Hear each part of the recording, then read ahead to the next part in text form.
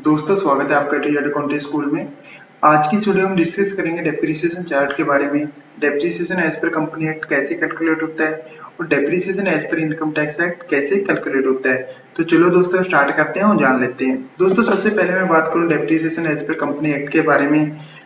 जब भी हम डेप्रिसिएशन एज पर कंपनी एक्ट कैलकुलेट करते हैं तो हमें उसके लिए एसेट वाइज और डे वाइज उसे कैलकुलेट करना होता है। तो उसके लिए हमें क्या करते हैं, फिक्स एसेट रजिस्टर मेंटेन करते हैं जिसका फॉर्मेट कुछ ऐसे होता है, जिसमें हमें क्या करना होता है, सीरियल नंबर क्या होगा उसका पर्टिकुलर, यानी कि आप किसके ऊपर डेप्रिसिएशन चार्ट करें, उसका ग्रोस ब्लॉक क्या है, एडिशन क्या है और टोटल ग्रोस ब्लॉक आपका क्या है। उसके बाद जिस डेट को आप कैपिटलाइज कर रहे हो उसकी डेट यहाँ पे, लास्ट ईयर तक डेप्रिसिएशन क्या था और लास्ट ईयर का आपका नेट ब्लॉक क्या था, यानी कि ओपनिंग ग्रोस ब्लॉक और नेट ब्लॉक क्या है।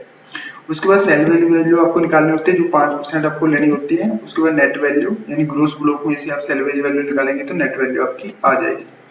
उसके बाद यूज्ड लाइफ, यूजफुल लाइफ और बैलेंस लाइफ, फिर डेप्रिसिएशन रेट। डेप्रिसिएशन रेट का हम एक फार्मूले से कैलकुलेट करते हैं, वन, जो मैं आपको नीचे दिखा देता हूँ। ये हमारा डेप्रिसिएशन का फार्मूला है। इस फार्मूले से हम डेप्रिसिएशन अपना कैलकुलेट करते हैं, वन माइनस ब्रैकेट शुरू salvage value divide by net block, bracket one उसकी पावर, ब्रैकेट शुरू 1 divide by balance life into 100। ये हमारा जो डेप्रिसिएशन का फार्मूला, इसलिए हम सेल्वेज वैल्यू वहां पे निकालते हैं और उसके बाद आपकी डेप्रिसिएशन रेट यहाँ पे कैलकुलेट हो जाता है इस फार्मूले से। फिर डेप्रिसिएशन आप उस पर निकाल सकते हो, फिर आपका नेट ब्लॉक आ जाता है। तो ऐसे हम फिक्स एसेट रजिस्टर मेंटेन करते हैं। तो जैसे मैं आपको यहाँ पे एग्जांपल देता हूँ, लैंड पे कुछ नहीं, आपका जो ग्रोस ब्लॉक है सेम वही नेट ब्लॉक रहेगी, इस पे कोई डेप्रिसिएशन आपका चार्ज नहीं होता है। उसके बाद अगर बात करें बिल्डिंग के, तो बिल्डिंग पे जैसे आपका ग्रोस ब्लॉक है, हमारे एडिशन इसमें कुछ हुआ नहीं है तो सेम है, ग्रोस ब्लॉक उतना ही आ गया। कब हमने कैपिटलाइज किया था, 31 मार्च 2009 को। डेट ऑफ कैपिटलाइजेशन इसलिए जरूरी होती है क्योंकि इससे हमें इसकी यूज्ड लाइफ निकालनी होती है, यानी कि एज ऑन डेट की यानी एज ऑन डेट हमारी एसेट कितने ईयर यूज हो चुकी है। तो उसके बाद हमें डेप्रिसिएशन, यानी 31 मार्च 2019 तक इसका डेप्रिसिएशन क्या था। अभी जो हम डेप्रिसिएशन कैलकुलेट कर रहे हैं 31 मार्च 2020 का कर रहे हैं, तो उसके बाद आपका नेट ब्लॉक आ जाएगा, ओपनिंग नेट ब्लॉक, यानी कि जो लास्ट ईयर का ग्रोस ब्लॉक था उसमें से आप डेप्रिसिएशन लेस करोगे तो आपका यहाँ पे नेट ब्लॉक आ जाएगा। उसके बाद सैलरी वैल्यू जो आपको 5% यहाँ पे लेनी होती है वो हमने ले ली है। उसके बाद नेट वैल्यू, यानी ग्रोस ब्लॉक में से आप सैलरी वैल्यू निकालोगे तो आपकी नेट वैल्यू आ जाएगी। उसके बाद आपकी यूज लाइफ, इससे जो फार्मूला है आपको इसके लिए क्या करना है, सबसे ऊपर आपको, तो हमें यहाँ पे 31 मार्च, अगर आप 31 मार्च 2020 की डेप्रिसिएशन कैलकुलेट कर रहे हो तो आपको यहाँ 31 मार्च 2019 लिख लेंगे। तो उससे क्या होगा कि आपको यहाँ पे फार्मूला लग जाएगा, करंट डेट माइनस और जिस डेट को आपने उसे कैपिटलाइज किया था उसको आप माइनस करोगे डिवाइड बाय 365, इससे आपका ईयर में आ जाएगा कितने साल आपकी एसेट यूज हो गई है। उसके बाद आपकी यूजफुल लाइफ कितनी थी एसेट की, ये 30 साल थी। बिल्डिंग जो लाइफ है 30 साल होती है। ये कहाँ से हमें पता लगता है, ये कंपनी एक्ट में लिखा हुआ है शेड्यूल 2 में, वहां से आप देख सकते हो, इसका लिंक मैं नीचे दे दूंगा, वहां से भी आप देख सकते हैं। वो बैलेंस लाइफ, यूजफुल लाइफ में से यूज्ड लाइफ निकाल दोगे तो आपकी यूजफुल लाइफ आ जाएगी। ये सारा इसलिए हमें करना होता है ताकि हम अपना डेप्रिसिएशन का रेट निकाल सकें। जो भी मैंने आपको बताया डेप्रिसिएशन का जो फार्मूला होता है हमारा वन माइनस, जो भी मैंने आपको डेप्रिसिएशन का फार्मूला बताया है, उसके बाद इस रेट से आपके डेप्रिसिएशन का यहाँ पे लग जाता है net block into depreciation rate, इससे आपका निकल के यहाँ पे आ जाएगा। फिर ये नेट ब्लॉक आपका कैलकुलेट हो जाता है। तो उसके बाद अगर मशीनरी की बात करूँ, ऐसे ही हम मशीनरी पे निकालेंगे ग्रोस ब्लॉक क्या था, उसके बाद किस डेट को कैपिटलाइज किया और क्या कितना लास्ट ईयर तक कितना इस पे डेप्रिसिएशन चार्ज हो चुका है। अभी नेट ब्लॉक क्या है, सेल वैल्यू निकालेंगे, नेट वैल्यू, यूजफुल, ये सारा निकल के हमारे डेप्रिसिएशन रेट यहाँ पे निकल जाएगा और फिर हम डेप्रिसिएशन यहाँ पे आएंगे तो हमारा करंट ईयर का नेट ब्लॉक आ जाएगा। तो ऐसे आपको ये सारा यहाँ पे जितने भी आपके पास एसेट है, एसेट वाइज आपको सारा यहाँ पे रजिस्टर मेंटेन करना होता है। उसके बाद आपको ये बनाना होता है इसका शेड्यूल, जो हमें बैलेंस शीट के लिए जरूरी होता है। अब इसके लिए क्या करना होता है आपको, सबसे पहले आपको जो आपका लास्ट ईयर का शेड्यूल बना हुआ है उससे क्या करना है, आपको जो क्लोजिंग बैलेंस है वो सारे बैलेंस आपको ओपनिंग डाल देंगे। जैसे मैंने अभी यहाँ पे सारे बैलेंस आपके ओपनिंग डाल दिए, 1/4/19 को जो 31/3/19 के बैलेंस थे, ग्रोस ब्लॉक को ओपनिंग मैंने डाल दी है। अभी क्लोजिंग मेरा यहाँ पे सेम ही आ रहा है। जो एडिशन होगा मैं यहाँ पे डाल दूंगा, डिलीशन होगा मैं यहाँ पे डाल दूंगा। डिलीशन मीन्स जो आपने सेल कर दी है या फिर एसेट को अपने स्क्रैप हो गई है मतलब। तो उसके बाद ऐसे में डेप्रिसिएशन का ओपनिंग बैलेंस मैंने डाल दिया है, क्लोजिंग भी सेम आ रहा है। जो करंट ईयर का मैं यहाँ पे डाल दूंगा, जो मैंने अभी कैलकुलेट किया आपको फिक्स एसेट रजिस्टर से। ऐसे ही अगर मैं आपको फिर ग्रोस ब्लॉक में इसे डेप्रिसिएशन मैच करूंगा तो आपका नेट ब्लॉक आ जाएगा। चलो इसको हम करके देख लेते हैं। अगर मैं बात करूँ एडिशन की, तो हमने अभी प्लांट एंड मशीनरी पे चेंज की फॉर द ईयर में। तो ऐसे आपको जो आपका ब्लॉक होगा उसके हिसाब से आपको नीचे यहाँ पे टोटल लगा लेना है, ताकि आपको यहाँ से लिंक से उठा सके। तो यहाँ ऐसे यहाँ पे फर्नीचर पे हमने एडिशन किया, प्लस का साइन करना, फिक्स एसेट रजिस्टर पे जाना है और वहां से आपको फर्नीचर पे भी क्लिक कर देना है ऐसे। तो आप क्या है, उसके बाद हम यहाँ पे क्या करते हैं कि हमारा जितना डेप्रिसिएशन है करंट ईयर का, वो हमने जो यहाँ पे अभी कैलकुलेट किया था हम उसको यहाँ से लिख लेते हैं। जैसे हमने यहाँ से हम इसको लिख लेते हैं डेप्रिसिएशन। जैसे लैंड के ऊपर अभी 0 है, बिल्डिंग के ऊपर कितना डेप्रिसिएशन हमने चार्ज किया हम यहाँ पे लिख लेते हैं, यहाँ से उठा लेते हैं। ऐसे में सबका यहाँ पे लिख देते हैं depreciation as per plant and machinery के लिए हो गया, और फर्नीचर एंड फिक्चर्स का ये हो गया, एंड व्हीकल्स।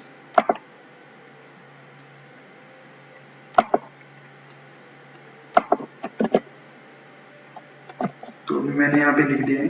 अभी ये मेरा फार्मूला क्लोजिंग भी ऑटोमेटिक कैलकुलेट हो गया। यहाँ पे मेरे को नेट ब्लॉक निकालने के लिए क्या करना है, ग्रोस ब्लॉक